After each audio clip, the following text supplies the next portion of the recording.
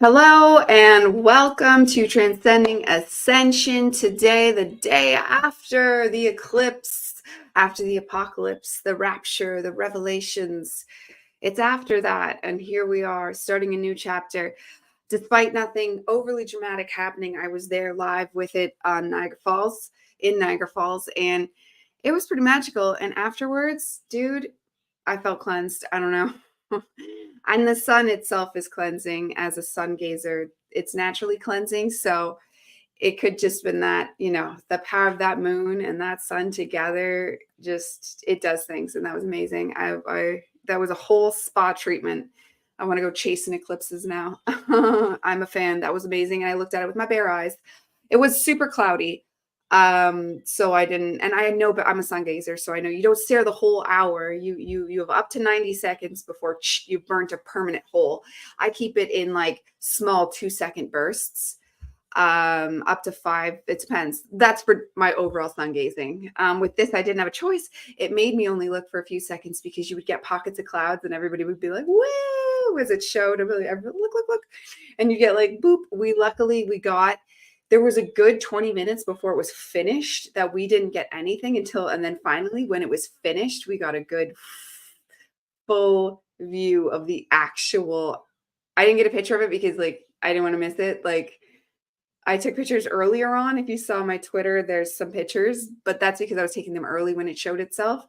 I didn't want to risk missing any of the moments once it got closer. And we got a good, powerful look at the full thing, like with the ring, bare-eyed. Oh, it was amazing. Yeah, so that was magical. And then right beside Niagara Falls, I make sure to go every year because we live close enough to drive. So why not? Because they're one of the wonders of the world. But beyond that, they're just extremely, extremely, extremely powerful, magical cleansing. If you have the ability to get to them, get to them.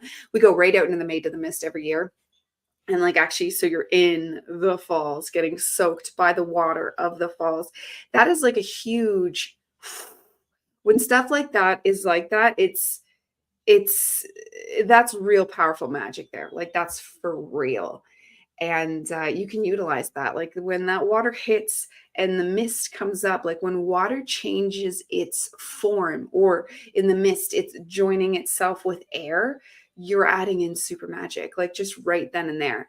And the mist on the falls is so huge, the area, I made sure we were in and then we even stood because there's a cliff, so I make sure I was holding a tree during the eclipse, so grounding it into the earth while the water of the falls is like all around you because it's in the air. Like it's actually in the air. You're in water air at that point. If you've ever been to Niagara Falls on the Canadian side, you would know like the mist of the big falls comes right at us. And it's like this whole bubble vortex thing you're in where it's like, it's funny. We used to laugh. If you go down in the winter, they'll say, dangerous mist. They have signs everywhere for dangerous mist because I guess the mist can get dangerous in the winter. Me and my husband have we frequent there often, but before kids, we used to go in the winter, and yeah, dangerous mist. So very funny. Today we are diving back in, of course, to the Gospel of Thomas, but and I really want to do this justice without complaining because there's so many lessons within what happened to me this morning, and that's like the best way you can teach. And it's like, and then going back, trying to find my place. And I was debating mentioning it because like I'm actually struggling here. Obviously, okay, I'll get to the thing first and then we'll get to the story. So you have context. I want to be a girl about my storytelling. I've been told I'm the worst. I'll tell the beginning, then the end, and then come to the middle, but then have to explain why it's valid. And yeah. So we'll try to stay focused here on our story. I've already set up screen sharing for us. There we go. So we'll start back with yesterday, last time we did this, sorry, not yesterday. So 45, Jesus said, grapes are not harvested from thorn trees, nor are figs gathered from thistles, for they yield no fruit. Good persons produce good from what they've stored up. Bad persons produce evil from the wickedness they've stored up in their hearts and say evil things. For from the overflow of the heart, they produce evil. Now, I had a run-in with one of, and then this is where I struggle as a person that is extremely enlightening. But I'm still a human. And then the fact, if this had happened on the side of the street, I could laugh because you're just a crazy person. And then I can forgive your craziness because I can really see the pain in people. I get it. I get it. I get it. But this is where I'm having a bit of a glitch. This happened at school. I was dropping off my children. There was a lady that wanted to back out of the spot. And because we all come in this procession, I think that's the word for it, when you're, making a little procession of cars. And so I'm blocking her, yes, but there's somebody in front of me. And she has some people whip around other people. I'm not one of those people because there's children everywhere and it's dangerous. She literally had a tiny little toddler looking kid that was probably a kindergartner because she went to school. And then another kid, which was still very little. And they're in the back of her car and I'm there. And then so this person wants to, anyways, I didn't move. I didn't let her out. I just sat because I read people's energies from distance. And I couldn't even see her face, but I could just tell that she was going to be mad. I just knew it. I just knew it because she was aggressively like backing up, even though I was there trying to obviously hint to me to move. I'm not going to endanger a child's life so you can leave a couple minutes earlier. And yeah, it slowed her down less than 5 minutes. I didn't even get out because normally I would just get out my phone and diddle on it and patiently wait for the people to move. But this time I didn't because I literally didn't want to make her madder. I wanted to show like respect for her situation. I'm not going to enjoy myself either. Literally. I sat there and patiently waited until the kids were gone. And then I actually did try to get around, and I'm a girl and I have no depth perception. And I drive a huge extended caravan. I mean, it's a minivan, but it's like the extended cab and it's big. And I couldn't sit because there's a whole other row of parked cars here. And then her little car. And I'm like, I'm not going to get in a car accident so you can leave. So I did pull a little bit out of the way, and I guess it wasn't enough. And then, but that even only slowed us down another couple minutes. Anyways, long story short, we're finally leaving. She's obviously right behind me. I'm going this way. And she honks. She gives a honk. I turn back to look, and she's flipping me off. You're a mother. You might be one of my friend or my kids' friends' mothers. Like, why are you flipping me off in the school parking lot of our children? And she honks at me, and you're a woman. Like, I mean, she might be like, it's a mixed area because this town is up and coming and a lot of us flooded here because of the pricing market pushing us out of the GTA, which I don't like living in the GTA. I like being out here, but let's just say and this town used to be nice, but through the 90s and the early 2000s, the town kind of went sour. Now it's turning nicer. So I don't know, like, and I don't want to make it an economic issue. And she's in a car, so that's, check. So maybe it's like hard to imagine you try to put people in these boxes. How could a normal woman that probably is late for work, like I get it, but how could a normal woman flip off another normal woman in the parking lot of our school? And that's just like right here. So let's come back to find my spot. And this is where we left off yesterday. And I'm not saying she's evil, but like I literally try to do these exercises to forgive, and I will forgive her eventually because I can do that, and time just will do that. And like forgiveness is an actual accepting energetic thing. And I make people mad online, and I kind of just even stop saying it because I don't like fighting with people, but you actually have to forgive everybody, even the worst perpetrators upon you. You have to forgive for your own sake. It's how you heal. So I know for my sake, I have to forgive her because I don't want to bury any new trauma. I'm not really traumatized, but it's the whole in the school thing. And like, I don't know if it's my ego. Like, I feel like she sullied my own children because she's done this there. And now I have to possibly see her for the rest. My children are grade 1 and 2, and my other one hasn't even started yet. So it's like, I might run in, and the school goes all the way up to grade 8. So it's like, I'm not overly worried because it's not like I'm social. I don't really care. It's the aggressiveness. Like, that's like a fighting thing. I'm very anti-aggression, obviously. And it's so like forgiveness. How do we forgive this? How do we forgive somebody that brought danger around my children? That's what like the mama in me is like. I think that's like the glitch, because normally I would laugh it off. I've upset people a lot. I'm not even the best driver, so I get it. And I'm not like that on purpose. I just have no depth perception, and I'm scared. I'm very scared. When I was younger, I used to be a daredevil, and I've had like 5 or 6 accidents. And then so when I had children, I've been like nothing but a grandma driver ever since, because I don't know, of my memories of my youth. And I was so confident when I was younger, yet I crashed all the time.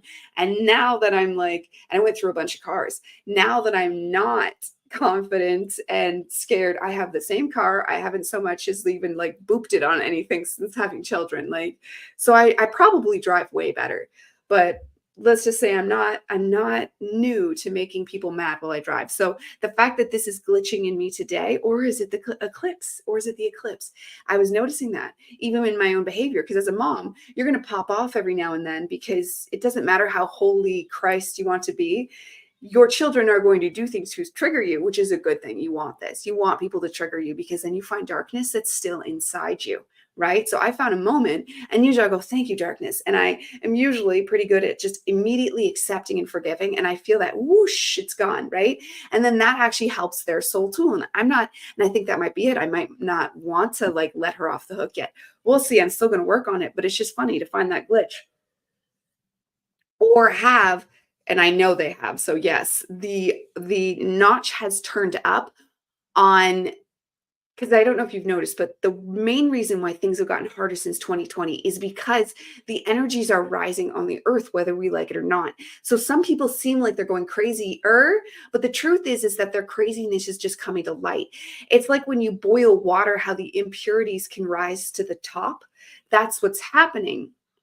So I think the eclipse might have made that happen a little more. So even like within myself, so you get less and less tolerant of the fruits of evil, as we have here in our thinger, the fruits of evil, we are less tolerant as we progress higher and higher and higher into vibrations, which means we need to forgive more, accept more, do more healing rituals like sage. I'm huge on sage, and people, oh, whoa, the thing with sage and actually just smoking, why people, even cigarettes, I'm not pro cigarettes, but obviously, but smoking anything like is carcinogenic, yes, but the smoke, because we're taking that, and when you change the state, like we mentioned earlier, water, when you change the state, and smoke also does that, you are now making it just extra powerfully magical, because you are literally it's alchemy. You are transmuting that substance right before your very eyes and wisping it all over you in the sake of the smoke. So you are now adding that transmuting power all over yourself. So that's going to really help you cancel out and clear away any negativity. Because when we create negativity, we can literally, and one day we might get to that ability where we actually see it, but we are creating dark, energetic debris that hangs around us that we want to clean up. Energy hygiene needs to be considered part of our everyday routine multiple times a day, just like we would, brush our teeth, take a shower, wash our hands. You know what I mean? Like hygiene and energy hygiene need to be considered all part of the taking care of the human. And trust me, I'm not a fan of how many things it takes to take care of the human. It's a lot of things that need to be done, especially when you're a mom and you have to take care of said humans. And my one boy that's getting bigger and older that I have to take care of, you notice like humans need a lot of care, just going to the bathroom and eating. Like I'm of the person that I'm not a foodie. I don't have to eat, but I do because I need food, and I am very addicted to sugar when the sun goes down. Yeah, that's demons. I'm fine until the sun goes down, and then it's like sugar, sugar, sugar, sugar, sugar, like a monster. It's nuts. And I fought it off last night. Extra, maybe I just wanted to because of the eclipse, and then we were also, it took something out of us. We all felt it, but it was like a good tired, like when you do a sport, which I'm not apt to do, but that feeling of when you work out really hard and then you just feel very tired but great. Like the tiredness was fantastic. So yes, I will move on from that point because I don't really have an answer. I will forgive her. I know how I am. I forgive everything. But it's just funny that that's stuck. And then I guess we shall see. The energies are just turning up, that 2020 notch. And it's been since 2012 technically, but 2020 was a big turn up. And I wonder if this was a big turn up too, or it might just be the energies. They might have to dissipate and then become part of the status quo of our awakening energy, which is there's been lots of things that ding every time anybody has an eclipse, because we didn't all get to actually see that eclipse. It ups our energy. It ups our onus on how we need to take care of our own energy. Okay, so 46. Jesus said, from Adam to John the Baptist, among those born of women, no one is so much greater than John the Baptist, that his eyes should not be averted. But I have said that whoever among you becomes a child will recognize the Father's kingdom and will become greater than John. So, well, there you go. And this one, become a child before God. Now, I've had massive epiphanies on this one. Yes, children are sacred and magical, but this literally, it's funny, I just mentioned this yesterday on Twitter. But when you think about psychedelics and how they're a growing thing, and then the mind of a child, you might not realize those are the same concepts. And this is my own vision here, but like they go hand in hand. Why are psychedelics good for us? They release our neuroplasticity, like our neuroplasticity. They give us more neuroplasticity. Like literally, we're talking yoga of the brain here. We're talking being able to create new neurological connections. Like that whole garbage that we stop, our brain stops growing at 25 is not true. Our brain stops growing on its own, or 25, sorry, at 25. Our brain stops growing on its own at 25. But from 25 on, now it's just up to us. Now it's just harder work, which we're brainwashed to not want to do hard work. Everything that we are programmed into from the dawn of our birth, Homer Simpson, we are told to not work hard and that working hard is stupid. And why should I? Yeah, it's hard in the man-made created world. But when you find work of God, neuroplasticity, that is work worth doing. Now you can find other ways to advance. Like I tried for years to literally look up things like literally I'd be Googling, and this is early awakening 2012. I literally knew I felt something happening and I would Google how to become smarter. And I went through and whipped through all those old books like The Great Gatsby and A Tale of Two Cities and Of Mice and Men, like all those old classics that are kind of boring. But I was like, I gotta be smarter. I gotta be smarter. I gotta be smarter, And it was probably good for me though. Like, you know what I mean? Now, like thanks to like sometimes microdosing and psychedelics, like you don't even have to majorly do it. You don't even have to do it enough so you feel a trip. But because I don't, as a parent, it's not an option anymore. And it's not something that you yourself, even if you don't have children, need to jump into. Like you don't, if you wanted to speed it up, you could do high doses. But if you don't want to, microdosing does wonders on its own. And like you can feel just as little as a little bit of euphoria, like a tickle, like a good coffee would give you. Literally, you don't even feel that much. But you're going to notice you're learning things faster. You're going to notice you're retaining information better, and not just with anything, but with magical concepts. Because I don't know about you, even somebody obsessed with magic can get cognitive dissonance when you just, well, bam, like I'm still working on integrating the highest level stuff of the fact we're all God. I'm going to live every single life. I'm going to live every single thing. I'm going to be my lip stuff one day. Like every single thing you're going to be, because we're all God, and you're going to go through all those experiences. That's like, shh. But we can advance ourselves by becoming like little children. That's what we're saying here. And God says that in this thing, and that's in the actual Bible too, in a bunch of the Gospels, is to be like little children. And what are little children? They're constantly asking questions. Why? And what's that doing? Building their brains. And yes, we want to seek the spirit and the soul, but we need our brains to be on board as well. Your brain, especially if you're interested in metaphysics, and this is one thing I've mentioned before that I've noticed, like when I went to that Christian church there for a bit, trying to just really sink my teeth into absolutely everything that I felt pulled to. And because obviously I feel a huge pull to Jesus, I would have loved to find that in a Christian church. But honestly, you find snooty old people, and anybody younger is usually like either their parent was a pastor themselves, or they are just like addicts and people that are clearly like not very neuroplastic. Neuroplasticity. Is there any other way to say plasticity? No, probably not.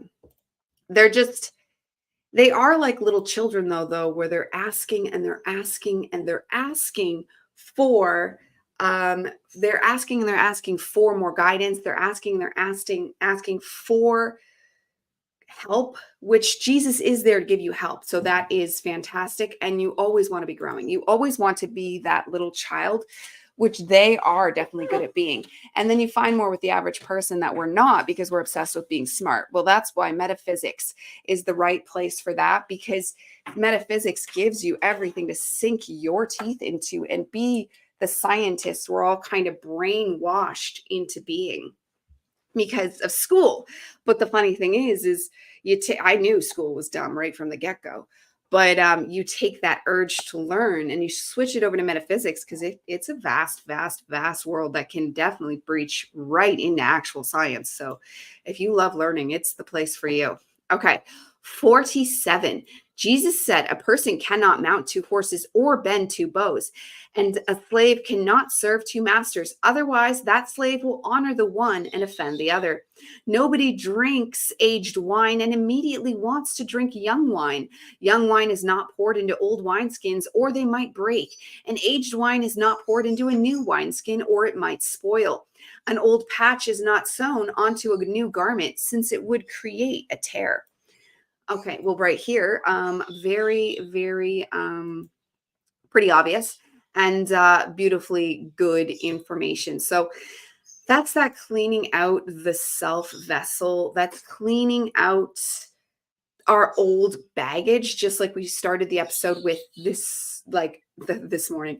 We started the episode with talking about my story and how, like, I'm grateful for triggers. I really am, because, and then I feel the dissipation. Like, that's the thing. Like, even when a new thing happens to you, it's always catching on to something old.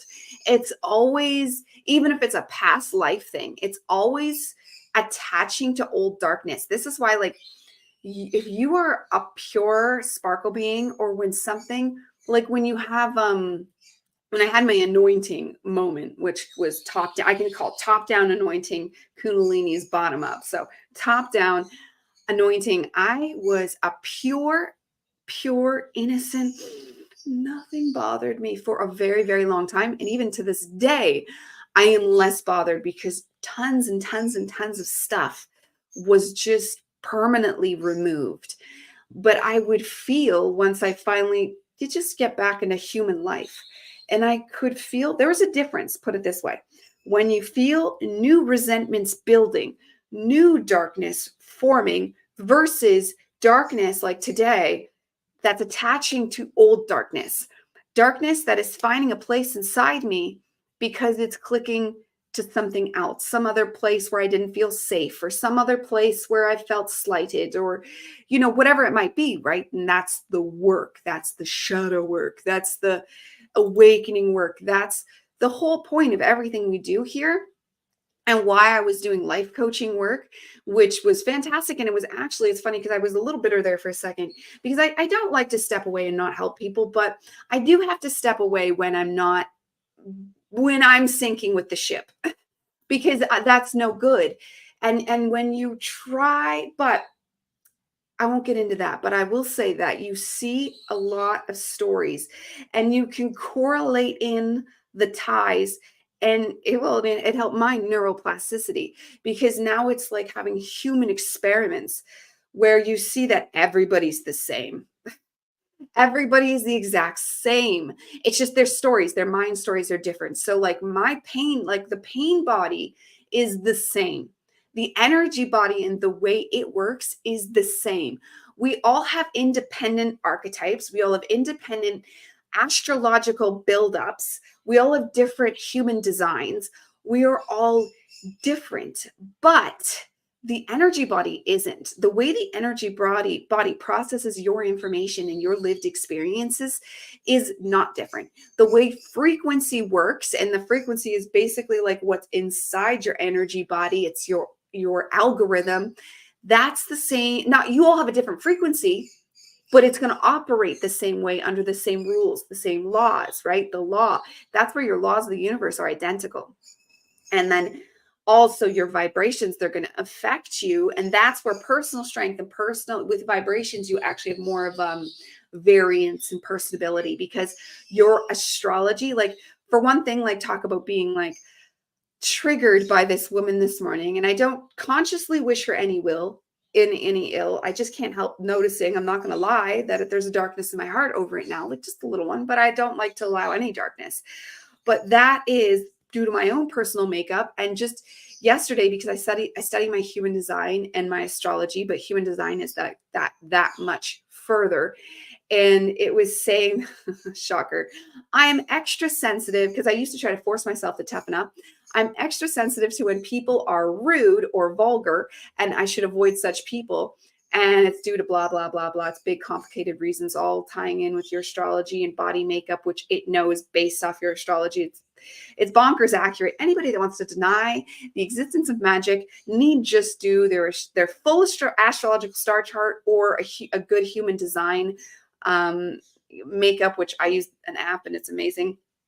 But you look at that and you read it and tell me magic isn't real. Well, after you read that and it tells you exactly who you personally are, because that's where we are different.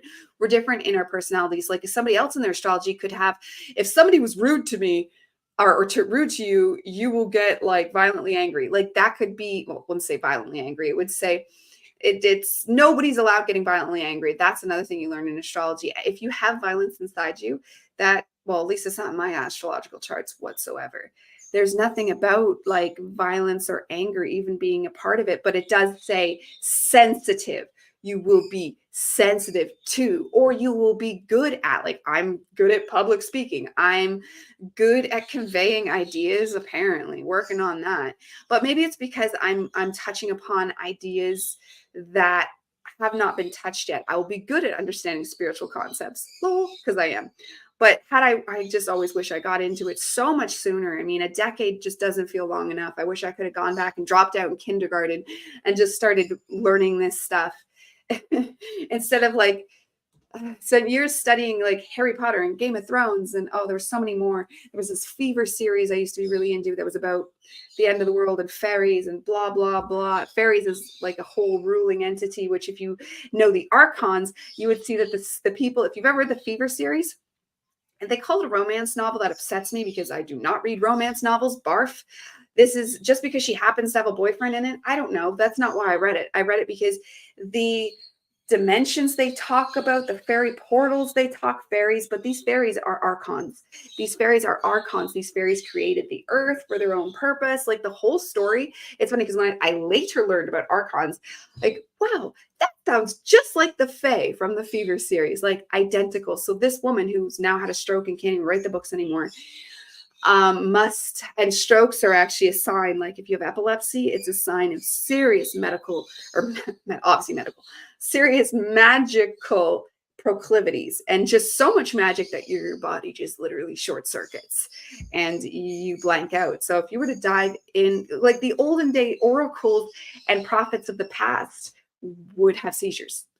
Julius Caesar had seizures. Like it's kind of a, I have a friend that had seizures. I'm like, ooh, what's it like? Tell me everything. And I get too excited, kid. She even does see things start to happen, and she can see behind her own head, and then she'll have a seizure. But she can see behind her own head, like accurately. That's nuts. Okay, next we have, let's get you the screen. Jesus said, yeah, we read that one. Okay. Jesus said, a person cannot mount two horses or bend two bows, and a slave cannot serve two masters. Otherwise, that slave will honor the one and offend the other. Nobody drinks aged wine and immediately wants to drink young wine. Young wine is not poured into old wineskins. Yeah, so we read this one. So you want to sum that up, you want to clear out your old baggage so you can put in the new, fresh, wonderful givings of spirit. That sums up everything we were getting at there. And then next, Jesus said, if two make peace with each other in a single house, they will say to the mountain, move from here, and it will move. Well, yes, and I have experienced this personally. So me and my husband have been together for a million years, like since we were children, 19. So forever. So we have a very we argue a lot. Not because of not love, but just because when you've been together since children, it makes you very siblingy. And I know at the time we didn't realize we were children at 19, but now in our like, 36, and he's gonna be 37 soon. We're the same age though. But you bring that childhood arguing behavior in, and so we don't argue like adults. It's hilarious. We're brats. Like when we argue, it's funny. But then people do comically laugh at us. So we're quite the show. But I've been working on not going back to our old, you suck, no, you suck, and actually just coming together as like that divine masculine feminine that we are supposed to be, because we are very weird. Like we're both androgynous, put it that way. We're both androgynous. So there's no clear defined roles in what we do. Like I'm the one who knows how to fix stuff, but then I'm also supposed to be the one that cooks. But we need to find a way to meet as a balance, and we've been doing that. We've both been doing that, and it's just so much smoother. It's so much better. And it's just goes cohesively. So even if you think like, I know couples that are like, we're going to break up. We were never like that. We would just argue and we thought it was fine because we're super in love. And at the end of the night, like we'd still be in love and it would be fine. But learning that even just getting out those sibling rivalries. So let's say you do still live at home with your siblings or even your children. Like I don't have teenagers yet, but I've seen mother-daughter combos or father-son combos that get very combative and just very ego and, and it's just unnecessary little tittle tats. And you can know that you still love each other, but then still allow that behavior. Like I was literally with my siblings, but we stayed very close and we're still like besties. So it brings strength when you're together. And I have noticed that like things are just running more smoothly, like things like synchronicities and divine flow. Like yesterday, everything went so smoothly in something that could have been very chaotic just from the crowds and stuff, like being in Niagara with the kids, and the kids were good. And then they're not always good, just given their ages and stuff. But we were good at taking care of it. And even he noticed, because he's not super spiritual. He does believe in God and he never was an atheist. But he's not like overly like woo-woo metaphysical like me. But even he was like, that went really well. Like something was on our side. And that's exactly what it is we're in the same house and we've brought ourselves together.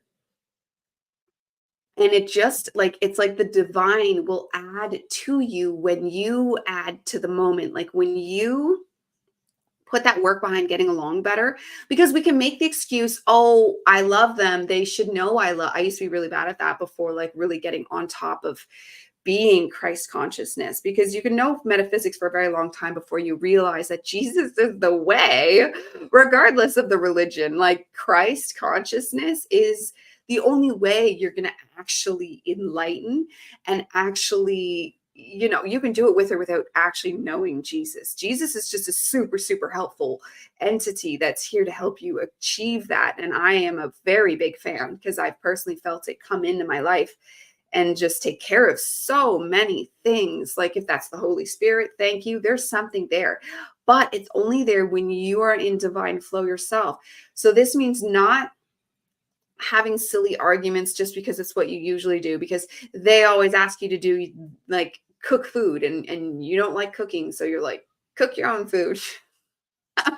And just whatever the thing might be, you just got to learn to find the flow. And that's both. That's being honest, that's being honest and going, why do I always have to do the cooking? Because I'm the woman. I don't like cooking. Like, why don't you try cooking? Maybe you like it. Because he used to cook when we were younger. Like I said, we've been together forever. He used to cook when we were younger, and he made us kind of fat for a bit because he cooks very delicate, or what's the word? When it's like, it was very, very, very, very fattening, delicious, but flat, very, very fattening. So I think that's why he stopped, because I was trying to get him to cook healthier and he was like, I'm not gonna cook at all. I don't, okay. So, but that was a very, very, very long time ago, but I brought my concerns forward. We had a talk and I feel cleaner. And then there's the other side where I just do cook more. I just do, because it's good for the children and it's good for us. Like it's just a flow. I wish there was more healthy takeout to buy, because I am all for buying food, but it's the problem that there's nothing healthy to buy at all. Like we'll go to grocery stores like Sobeys and Metro and Fortino's. They're big ones in Canada. And they have food already made, but it'll have vegetable oils in it, like canola, and they'll be mostly healthy. And they even think their canola oil is healthy. Oh, it's like organic. There is no such thing as healthy seed oil, just so you know. It's not a thing. Only pure, high grade olive oil is good, but don't cook with olive oil.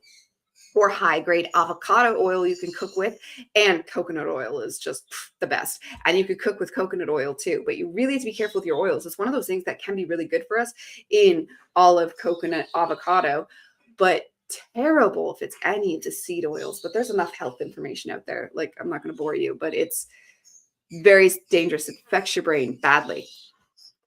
Okay, are we still? Yes, we are. Here you go. Okay, next one. Jesus said, "Congratulations to those who are alone and chosen, for you will find the kingdom, for you have come from it, and you will return there again." So I don't know that one. That's one of those ones I don't know. And that might be one of those ones that um if you are alone, because like this is one of those we have two things where they say we needed to come together as masculine, feminine, and then there's the ones where it's like, no, we should be alone in the forest as a monk. And I don't think that's what God would actually want, but maybe some people, maybe in your last life, need, and we all hope it's our last life, but I'm just being realistic, it's probably not. I'm getting close, we'll see. Or last life in 3D, hopefully, who knows. That's the kind of stuff we can only hearsay on. Even if you have experiences afterwards, that's just like a chamber. That's not the real deal. The real deal is something completely different. If you went to the real deal, you wouldn't have been able to come back to your body. You were just in like a waiting chamber, like those near-death experience people, because there's so many realms. You think things are complicated here. They are vastly way more complicated afterwards. So I'm not going to pretend to know what they mean there, because I've heard contradictory things, and then a lot of things saying the whole monk being alone thing is not the best, but maybe it's like not everybody has the same path. There should be some monks alone in the forest, keeping down the vibration, or keeping up the vibrations for the rest of us. But then the rest of us do need to procreate and be divine masculine and feminine, make that balance, make that connection, make your own divine flow, whatever that might be. And the masculine, feminine, we're not saying male, female. We're not saying male, female. So that's going to look however that looks for you, masculine, feminine, because it's regardless either way. Like I was saying with both me and my husband, we're both androgynous, but that masculine, feminine still has to find its balance. And usually I obviously have to play the role of the feminine, which comes naturally in a lot of ways, like with children and stuff, but not things like cooking and cleaning. But maybe that's just not natural. Maybe that's just one of those, but women are nurturers. So if I look at it from a nurturing standpoint, it actually starts to come more naturally. So those are one of those things you society have to play at. I think we are moving out of cooking our own food all the time. I mean, growing it, this is where I get complicated, because I'm not one of those people. Someone once yelled at me because I said something about how the future could be dangerous with cyborgs and stuff, because duh. And then they're like, oh, just go run and live in mud. And it's like, I just mic dropped and then muted the combo, because I don't bother arguing anymore with people, but I will defend myself once and then leave it. And if you want to keep at it, that's on you. I'm not going to stay. But I was like, please learn how to read carefully. I never once said that, because that's not how I feel. I love being in the forest, but I also love my phone very much. I love my phone. I love being on Twitter now, which is very new for me. I know it technically has existed since the beginning, when I made it a few years ago, because I was going to use it, but then I didn't. And but I started using it because my husband said I needed to, learning to listen to that masculine. You want to know one fun thing about the masculine, feminine that I just saw the other day, thanks to Sarah Elk Haldy and the guy from that does After School. They did a podcast, and I knew this, and we all know it, that the feminine came first, right? The feminine came first. That's you probably can't see it with the sunlight. I have the whole, not the seed of life, the flower of life symbol, right? Okay, and then you take the platonic solid symbol, which is close. It's not this one. That's the Merkaba. The platonic solid one has like another one poking out here, and I have the Merkaba back there too. But again, you can't see it because of the sun. So the platonic solid one has an extra piece in there, but it overlays perfectly on that flower of life symbol, and it showed. So the divine feminine is everything. The all that is God is feminine. The Holy Spirit is feminine, but the female, the feminine, can do everything. And you notice this about women. We actually are more adaptable and like more able to do everything. That's one thing me and my husband would get. He'll glitch and be like, but that's not the way. And it's like, okay, but this is the situation we're dealing with, so let's roll. Because I can see every angle of any situation ever. Like always, even if like sometimes I'm not physically capable, so I'll be like, use your muscles and this is what you do. Literally like get them to do exactly what it is, because I'm not very strong. So this is exactly it. And then that platonic solid symbol comes down, interlays over the flower of life symbol perfectly. So the divine feminine is everything. And the divine masculine was made to direct the feminine. So this is why that old thing of getting mixed up, that boys are the boss. You're not the boss. We are everything, but they do help direct us, that masculine energy, even within ourselves. But I've been learning to like let my husband be the boss. I'm like, because I can be like, we should do this, no this, no this, like all over the place. And then if he'll just be like, let's do this. And it's always very like like plan, where women are just, we need each other. We need each other badly, because without women, men would just be like, this is the way it is. And like nothing would ever change. Like the world we've been living in, it's obviously very masculine. So we need both things. Okay. I know I had a point there that I got distracted on, but that's what I do. And I don't remember the original point. So I apologize. Jesus said, if they say to you, where have you come from? Say to them, we have come from the light, from the place where the light came into being by itself, established itself, and appeared in their image. If they say to you, is it you? Say, we are its children, and we are the chosen of the living Father. If they ask you, what is the evidence of your Father in you? Say to them, it is motion and rest. Okay. Everyone look and read that yourselves, please. Come on. Sorry, podcast people. Dude, that's literally existence. If they say, where you come from, we come from the light that established itself. Yeah, the all that is the all. And what are we? It is motion and rest. So that's the motion is our atoms that make us up. And the rest is the soul that never moves. I've talked about this before, and why meditation is so powerful is because there is no such thing as space and time. And to allow this to blow your mind a little more, your soul never moves. Your soul is just sitting there, standing there, raying there, because it's probably just a cosmic ray light. It is perfectly still. It doesn't move. So when you come into stillness to meditate, actually, I do this. This is my meditation in my lap. You are now perfectly connected with your soul because it's not moving. Find your stillness, find the quiet, find, the stillness, because your soul is not moving. And then the motion, your atoms are always moving. They never stop moving. They're always in motion. Always. Even if you're dead, the motions that are making your skin, like you start to disintegrate because they start to go and wander off and they go make something else. Like we disintegrate back into dust. Even if you don't like get cremated, which I bet speeds up the process and releases your whole energy faster. Who knows? That's another one of those, because some say, blah, blah, blah. That could be a whole tangent. But either way, your atoms are going to wear off, but they're not dead when you die. Your organs stop moving and everything's disintegrating, but your body, it's actually like somehow not, it's done being animated by your soul. Your soul is separated from it. So yeah, in all intents and purposes, on the definition of the word, you're dead. But your atoms and everything, they're still alive and they're still in there, and they're just going to start to wander off as you decay slowly. But that's the motion, the atoms, and the rest is the soul. And the two come together to connect in and make you. And then there's the third thing, that's your energy body. And that isn't still. That's also motion. That's living around you, vibrating. So that is also motion, technically, literally. So you got both those falling under the motion, because it's always in threes here. It's always in threes. This is where, when we're switching to fourth dimensional thinking, which I'm capable of, and it feels like I've always been capable of it, even though I wasn't utilizing it. So I bet you are too, if you don't realize it. If you have an avid imagination, which I always have, you'll realize that's it. And then you just utilize it, and you can take together and piece together concepts, and it's beautiful, and it comes alive in your mind. So that's like a fourth thing coming in, which I wouldn't even know how to define it exactly yet, other than that itself, the thoughts becoming a lived thing.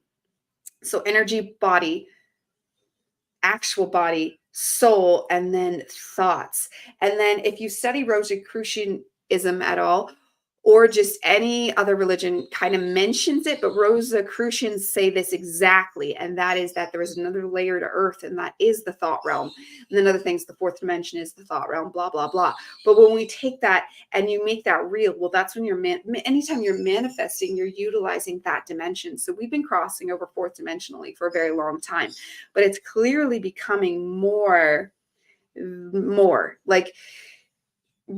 And then this is our gateway to the fifth dimension, where the actual body will start to show that. But we'll see if that's in our lifetime. That's one of those other things you never know for sure. Okay.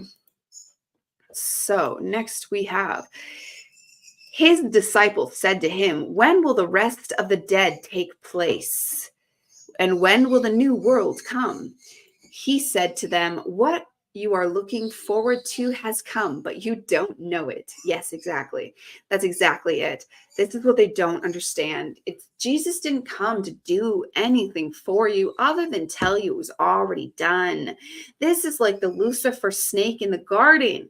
And yeah, Lucifer might have issues. And this is one of those things I am starting to really think about. And I don't want to get too deep into it now, because I want to talk about it tomorrow. I'm doing another live podcast, but this time on my podcast, I'm having Stephen from the show BJ Cast from Twitter come on to the live YouTube, and I'll stream to Twitter now too, because that's what I do now. Apparently, time number 2, going to Twitter.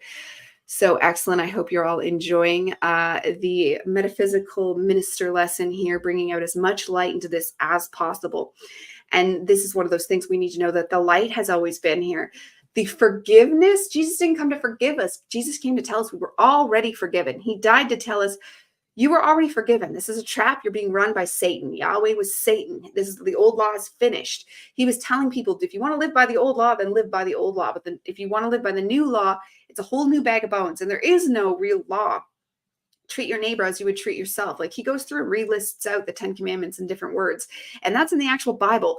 So the fact that the Christians still kept in the Old Testament, yet this is one of those things where evil will tell you the truth, but then evil will also tell you the lie they want you to believe. And the truth was what Jesus said, saying the old law is done, here's the new. And it's not even he even is very vague. Like, he doesn't say do this or burn in hell forever. It's do this or be in like darkness and hell in yourself, because you were already forgiven.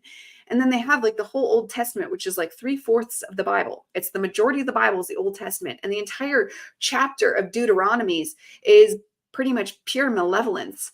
It's bonkers that people will just, it makes me sick to even talk about. I just can't even anymore. It's just, ugh. How can a normal, intelligent human, this is what I was saying, if you go to a church, they're not very intelligent anymore. But there's the odd one that is. And it's like, okay, are you evil then? If you're not part, I don't want to spread darkness. See, I'm having more sensitivity to my own darkness. And I'm not okay with what Christians are doing, because people think they're good.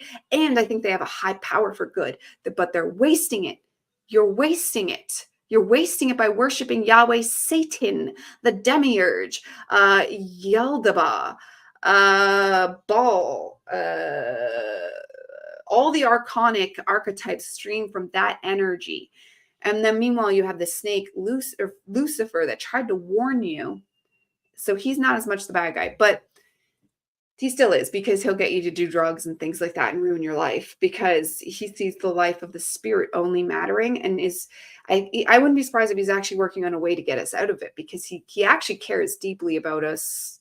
And I've heard people cross over, even people that like look like they're metaphysically smart, and try to make Lucifer a bad guy. And it's like, if I'm missing something, I'm not like worshiping Lucifer, but because that's terrible. I'm a Christ consciousness person who worships no one, but I see the truth in what he was doing was at least kind of helpful.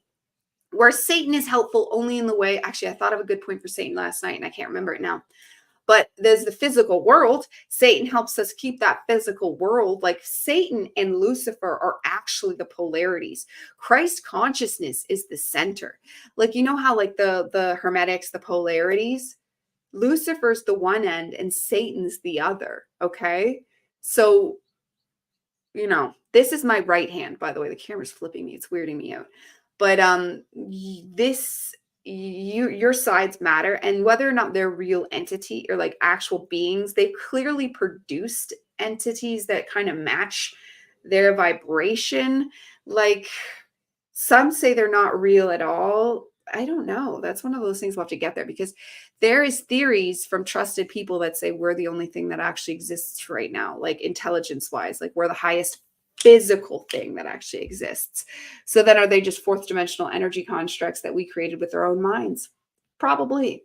Probably, given how the universe works, that's probably the answer. But I like a more razzmatazz story. So that's why not Gnostic, like all the Gnostic tales, they're fun, but they're also different and varied. Like Sophia can be a bad guy, Lucifer herself, or she's the divine Christ. And some people try to say she's divine Christ energy. It's like, yeah, but if you read the story, she's also Lucifer. She's never really Satan. She's also the mother of the demiurge. And like there's a whole bunch of different things that go into her, which if the female's everything, technically you could call that accurate. Okay. His disciples said to him, 24 prophets have spoken to Israel, and they all spoke of you. He said to them, you have disregarded the living one who is in your presence and have spoken of the dead. So look at that. Look at that. So he's even saying that there, I almost think he's just taken a big poo on all their prophecies. Like, who even knows if the Jesus that showed up was this guy they were talking about? And that's the funny thing, is the Jews even say he wasn't. He's not. And if you read their actual stuff about who the coming person that was going to save the Jews, Mohammed fit that description of actually being a warlord, because the actual savior of the Jews was supposed to be a warlord, because the Jewish religion are Satanists and they don't know it. But a lot of Christians are Luciferians. A lot of monks are Luciferians. I'm not judging them. Very few things are held straight in Christ consciousness. Like Buddha wanted us to be in Christ consciousness. Jesus wanted us to be in Christ consciousness, but that Christ consciousness, middle pillar, coherent way of running your life is not easy. It's not easy, obviously. It's not, that doesn't mean we don't do it though. And one thing, it's funny because you can say it's not easy, it is a lot of work. However, it is like, but it's better work. It's like choosing to go to the gym and working really hard, but that making you healthy, versus not going to the gym, having the same amount of work, except the work is now doctor's appointments and pain that you're living in. So becoming Christ consciousness is a lot of work, but it's like going to the gym of the soul versus sitting around eating chips all day and watching TV and going, why does my life suck so much? Because you're useless. You're useless. You're not working off your triggers. If someone flips you off in the parking lot of the school, you're going to go home and go, how could they do that to me? I didn't do anything wrong. I understand I couldn't leave. Like whatever the insert, the poor wounded victim mentality. Instead, I saw that happening. I'm not pleased she did that, but I know I need to forgive her. I have to. So I'm really only looking at myself here and going, okay, I know I'm having trouble forgiving her. Why? Let's find why. Okay. Because the children, I think there's something to do with the fact that my children were in the school at that point and wouldn't even have seen. But when there's an extra thing that flares up as a mother when it's your children, something that didn't exist before you had them. And that part's been like, check, so it's like, but it's the work's within me. I could be wasting time sitting around here telling you all the things that like she could be a bad person about, but I don't even want to pretend to do it. You know what I mean? Because regardless of her story, regardless if she has bodies in her basement, you know what I mean? She's got people chained up down there. It doesn't matter. I still need to find a reason within myself to forgive her.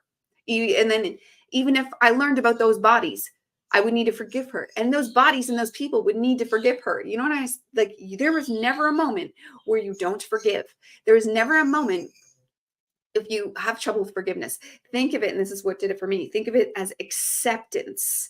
Because a lot of the time when we can't forgive, it's because we haven't even accepted that that happened to us. And it's funny, and I even mentioned this to my siblings. I remember being in my room as a child because we were raised very, very, very strict. And I remember sitting there being like, I did nothing wrong. This isn't my fault. And maybe, I don't even, maybe I did do something wrong, but like, I never thought the punishment matched the crime. I probably sassed off like a little because I was very good, but even, yeah, I didn't do anything wrong. No, but you have to sit there and accept it, because that's the thing. I would sit there and I would literally be like, I don't accept this. I don't accept this. Like I would literally be saying that, or how could this have happened? Like, how could they have said this to me? How, why? And I would want them to feel really bad about it. And I would scream and cry so that they feel so bad. And I was I'm going to just kill myself. Like I was that drama queen because I want to up the ante on my own pain so that they would feel worse. Like if I was in a lot of pain, I thought it would make my perpetrators more in pain. Like I did some things when I was younger. Like I did some things that would up my own pain level so that I could just make myself more a victim. Like this is the life I lived in my early 20s. This is the life I lived as a teenager. And this is the life I even lived as a child before I actually turned things dramatic, but I was still dramatic as a child. But then when you're a teenager, the ideas literally come into your head on their own. That's just clearly being pumped into, or girls are just dramatic. I don't know, but it's not a good thing to find the place where you are so much more the victim. That's never going to be good. What did that get me? More and more and more and more pain, more and more and more and more weakness. And then you start to hit around 25 and now you're actually in pain. I was starting to deal like, that was like one of the triggers there. Getting fibromyalgia. If anyone's told you have fibromyalgia, no, you don't. You have a gluten intolerance. There's no such thing. There's a gluten intolerance, okay? You have serious inflammation, but guess what also affects your inflammation? Your own brain. Your inflammation is you not accepting. It's like the airbags going off in your car.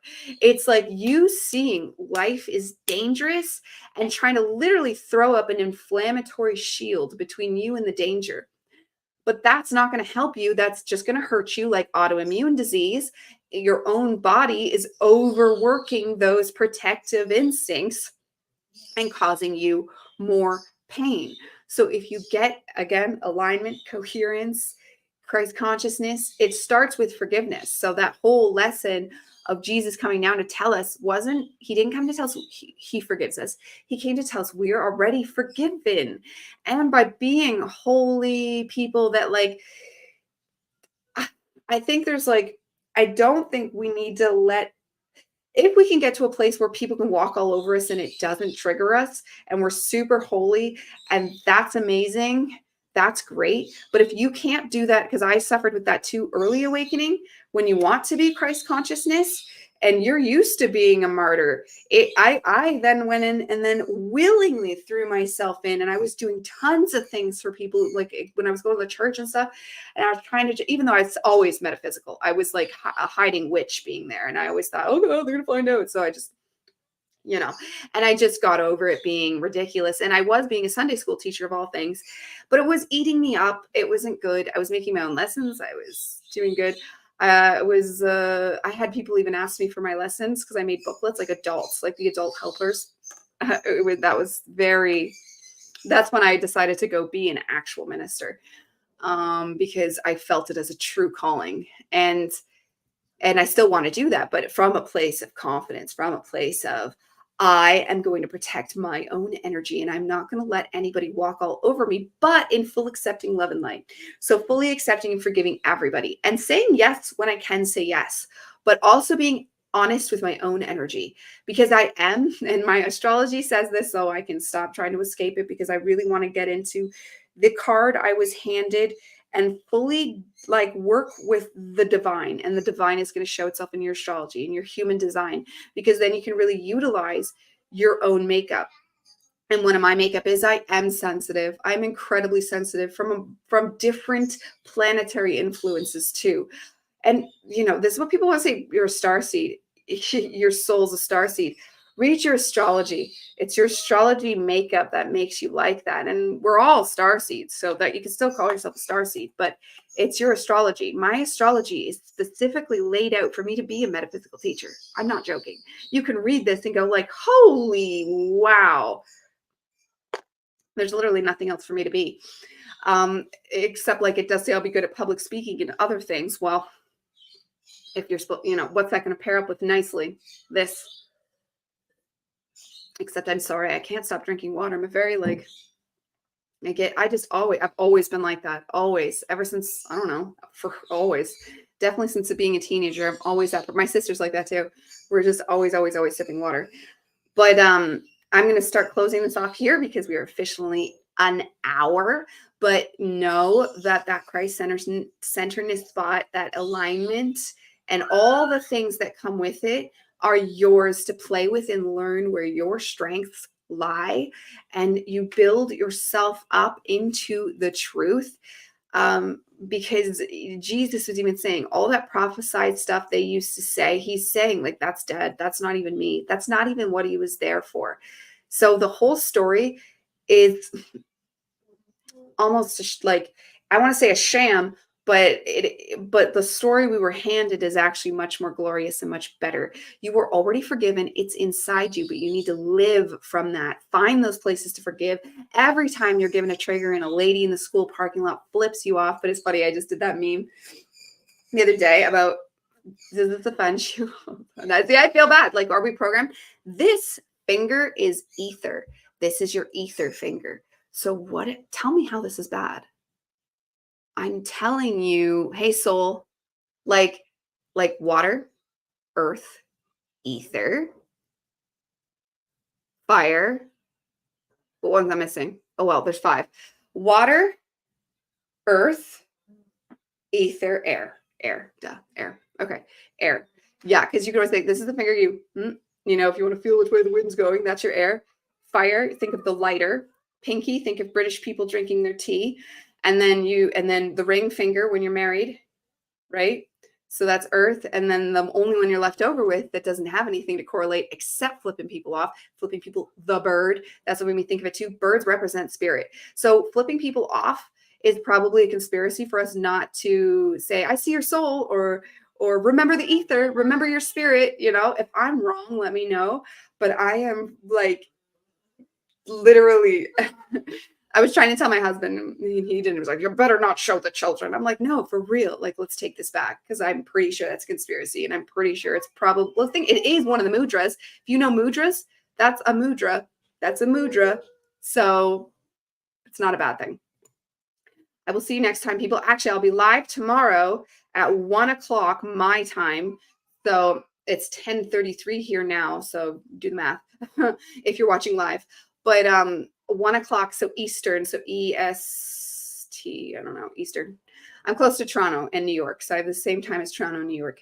That's my time zone. So 1 o'clock that time. And yeah, I'll be streaming live to Twitter and YouTube as well. And we will talk about some juicy things. I get to do the question asking this time, which is hilarious because journalism. It'll be a long time since I've done that, but I used to do it school professionally. We had a school channel. So that was fun. And then I briefly worked, but I didn't get to do camera work in the actual media world. So that'll be exciting because I did actually enjoy journalism. It's just that the whole world was not for me. So we're making a new journalism world right here, right now, live from Dyanna TV. Thanks for tuning in. We will talk to you later on Transcending Ascension. Goodbye for now.